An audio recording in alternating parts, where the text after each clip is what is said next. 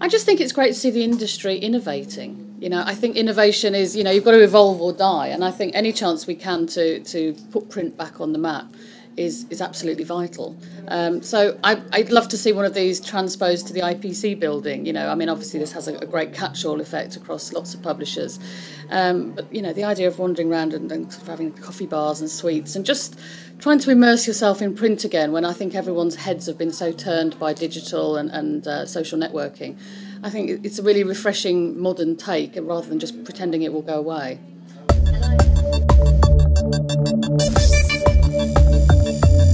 Okay, well, I've been on Woman's Own now for about 18 months, and when I joined, I would say that it was very much from a modern sense in the dark ages. You know, we didn't even have a website, which, you know, in 2012, as it was then, to not have a website was just, you know, unheard of. I could have built one myself, you know. And of course, we're part of a very big company and there's priorities where websites are concerned, but we've got one, and now we're very prominent on Facebook. We've got, you know, 20,000 followers, which is great. Our readers are very proactive on Facebook. We get lots of contact with them, which is important. They're not such big Twitter fans, but also we're just looking at brand extensions all the time. We're mobile optimised, the website, and so it's understanding that the print is at the centre of it, but that we have a sort of 360-degree approach to how we now interact with our readers. We do reader events.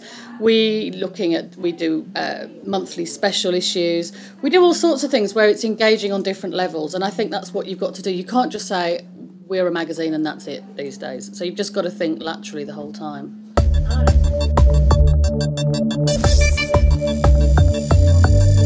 I think they like to feel that we are contactable. And of course, back when Woman's Own started up 80 years ago, it was all about having to write a letter in, you know, which is almost like, who writes letters these days? I mean, we still get letters, but generally we get Facebook messages or we'll get emails. And therefore, this sort of the instant nature of being able to turn around feedback from readers is brilliant, because they feel that they're part of the magazine rather than the magazine just speaking to them but ignoring what they have to say back. So it's a much more integrated process. And, you know, I started in the media before there was the internet, God forbid, or email, and actually it was an incredibly slow, clunky process. And so it's just understanding how you harness those things to make sure that it benefits everybody.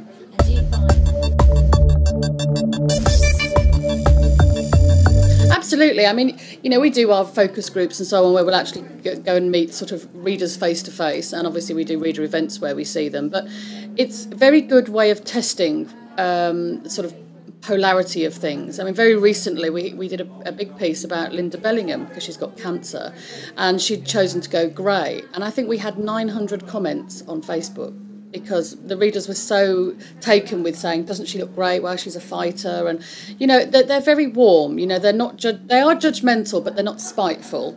And it just means that we can really assess the right tone for the magazine by, you know, posting certain things which we know will be quite emotive and they'll respond to us.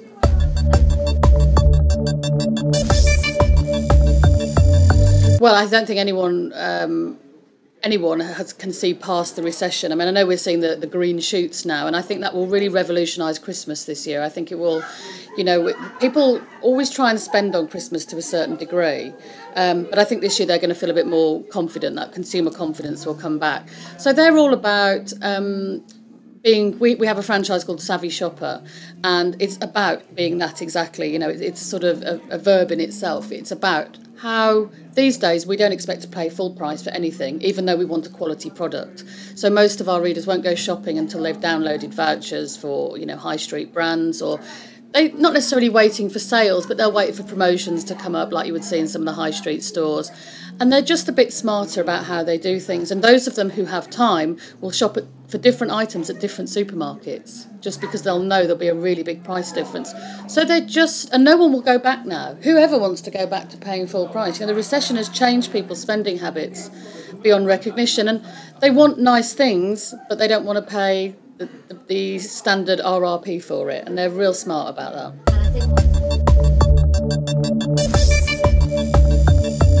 Yeah, I mean, you remember the sort of 80s and 90s where it was all about sort of saying, oh, this is from Prada or this is Gucci. And now it's like, actually, this is Primark and it cost me 10 quid. And everyone's like, wow, aren't you clever? You know, this Queen of Discounts sort of title is to be prized, and also it's to be communicated to other friends. So if someone gets a bargain, then they want to tell their friends to get a bargain too, because it's all about saving that money to spend on something else that's a bargain. So our readers are still very much spending. You know, they haven't sort of withdrawn into a little cave until the recession goes away. They have to look after families, and they still want nice products. They'll cut back in some areas to spend in other areas. It's just a balancing act, which I think women historically have always been quite good at.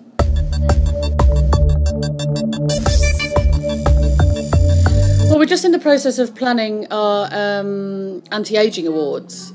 So, you know, that's kind of been going from strength to strength since I joined. It was sort of rumbling along in the background, but I think, you know, our reader, the median age is 51, and she wants to sort of look 41. So it's about how we can promote that further externally.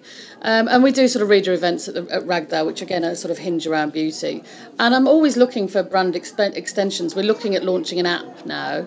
So we've gone from sort of a website one year to an app the next year. And I think once we know how to do that, we'll be able to speed up all sorts of, you know, interaction with the readers more easily.